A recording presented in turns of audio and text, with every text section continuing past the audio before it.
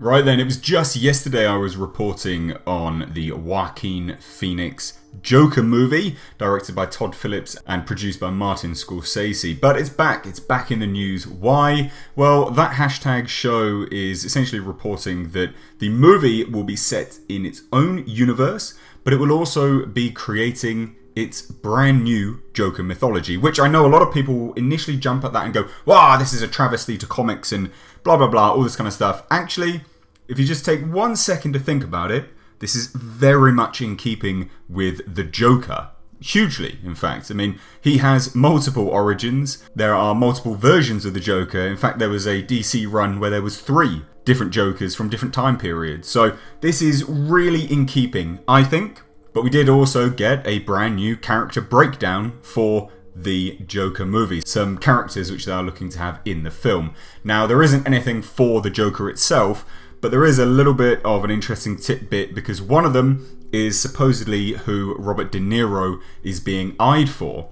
So the character breakdowns are as follows. Penny is a supporting female, 60 to 74. She's Caucasian, lower class, very attractive in her younger days, still feels that way about herself now, but recently her health has started failing, and she's nearly bedridden in her Lower East Side apartment, which she shares with her grown son, who just moved back home. She's obsessed with her former employer and can't believe that this is what her life has come to, that she has ended up here, like this. Now, with respect to Penny, this is actually who a lot of people are rumouring and speculating to actually be the Joker's mother.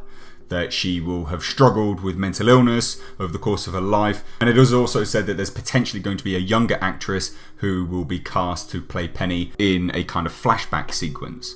So the other character is Sophie Du Monde, supporting female, 27 to 34. She is to play an African American or to play Latina. She's not beautiful, has a hardness to her, a single mother living on the Lower East Side, doing the best she can, trying to make ends meet.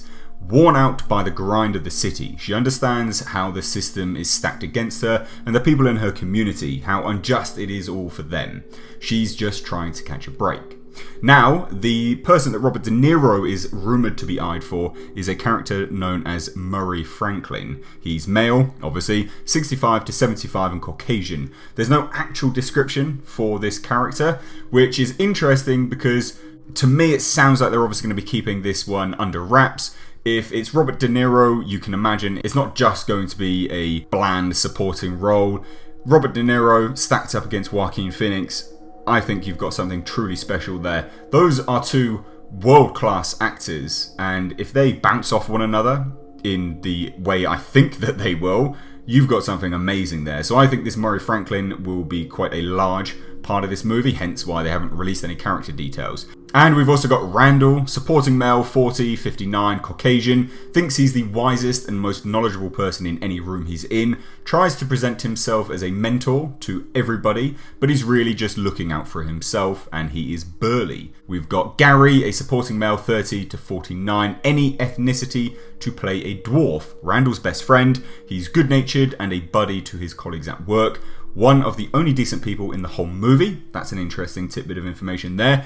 We've got Hoyt Vaughn, supporting male, 50 to 69, any ethnicity, the old school manager of hotel staff. He's seen it all and finds it difficult to give a shit about much of anything anymore. We also have Detective Garrity, supporting male, 50 to 59, any ethnicity, police detective in a city on the brink. A by-the-book cop, worn down by all his years on the force. He doesn't care about or take into consideration any of the societal or political ramifications of his cases. Alongside Detective Garrity, we have Detective Burke, supporting male, 30 to 39, any ethnicity, a police detective, and Garrity's partner. He's an arsehole. He gets off by being in a position of authority. Being a cop is how he defines himself. So like I say, this is quite interesting, to be perfectly honest. It doesn't sound like any of these people are DC characters, and I really like the sound of them developing their own mythology for this film. I think it's in keeping with what the Joker is all about. I genuinely do. I think this is really shaping up to be a great film. Like I say, it is due to be filming in New York,